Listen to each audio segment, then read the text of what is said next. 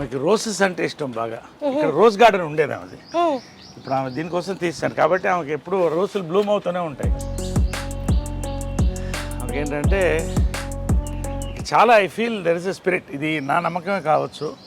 ఒక్కోసారి నేను మంచి కోరుకున్నప్పుడు పువ్వు కరెక్ట్గా పడుతుంది నాకు. ఇక్కడ మంచి సైన్స్ వస్తాయి, very positive, very positive person. కాబట్టి పువ్వు ఒకసారి నాకు కరెక్ట్గా పడుతుంది. తర్వాత నేను ఏదో కోరుకున్నప్పుడు ఆ టైంకి వస్తే నేను ఊరి నుంచి వచ్చినప్పుడు ఫుల్ రోజెస్ ఉంటాయి. సో ఐ ఫీల్ ఏదో వెయిటింగ్. వస్తున్నప్పుడు కూడా ఇంట్లో ఫస్ట్ ఆమె కనపడుతుంది. Special garland for motherhood. ఇది ప్రతి మదర్కి, ఇది మా మదర్కే కాదు. ఆ స్టాచ్యూలో కూడా ఎంత లైఫ్ ఉంటుందంటే లేడీ దేవికా రాణి ఒడయార్ అని ఆమె కారు చేసింది. ఇది bronze statue. Bronze statue.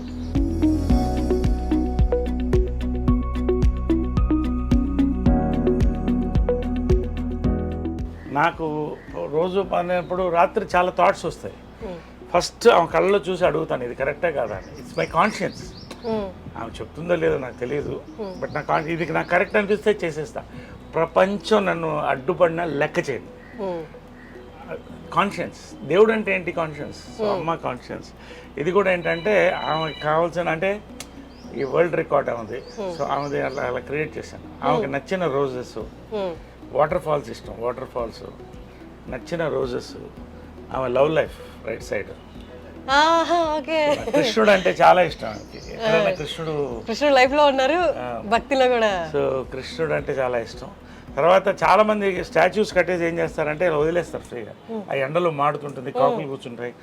So ఇక్కడ మంచి ఇది రాజస్థాన్ స్టోన్తో ఈ మండపం చేయించాం.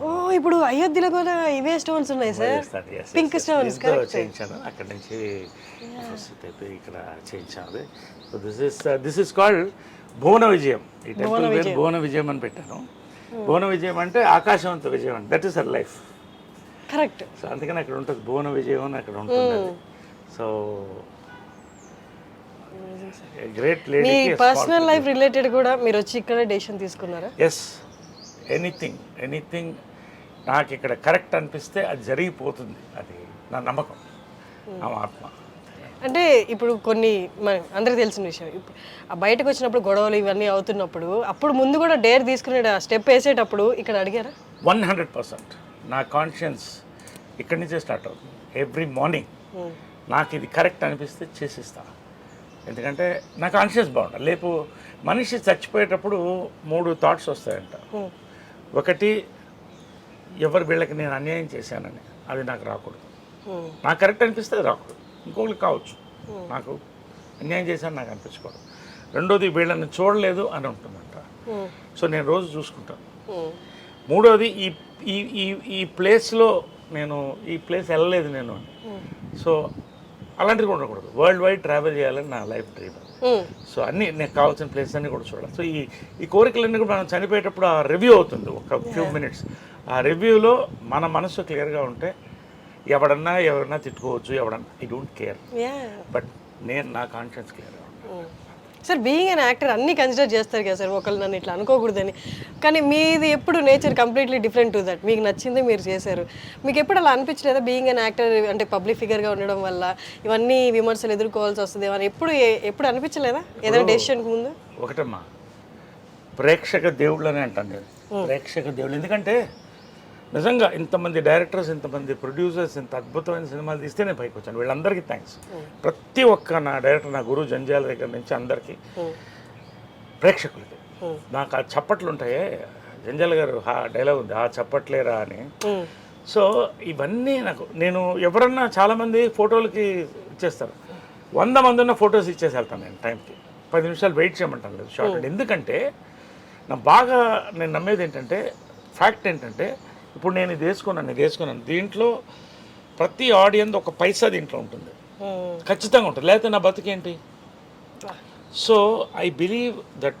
కాబట్టి ఆడియన్స్కి, ఫ్యాన్స్ నా ఫ్యామిలీలో. ఇక్కడ ఆమె బర్త్డే వస్తే ఇక్కడ 100 మంది 1000 మంది వస్తారు. అందరికీ భోజనాలు పెడతాం, ఒక ఫ్యామిలీలాగా ఉంటాం.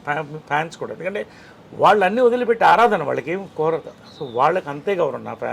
మా కృష్ణ గారికి, మహేష్ ఫ్యాన్స్కి, మదర్ ఫ్యాన్స్కి, నా ఫ్యాన్స్కి అందరికి కూడా ఇక్కడ ఓ ఫ్యామిలీలోనే ఉంటుంది. తృప్తిగా వచ్చి బర్త్డే రోజు, కృష్ణ గారి బర్త్డే రోజు భోంచేసి వెళ్తారు. దండం పెట్టి ఇన్ని దండలు నిండిపోతాయి మాకు ఆ రోజు. అంటే అందరికి అమ్మ అనే ఒక ఫీలింగ్ ఇచ్చింది ఆమె.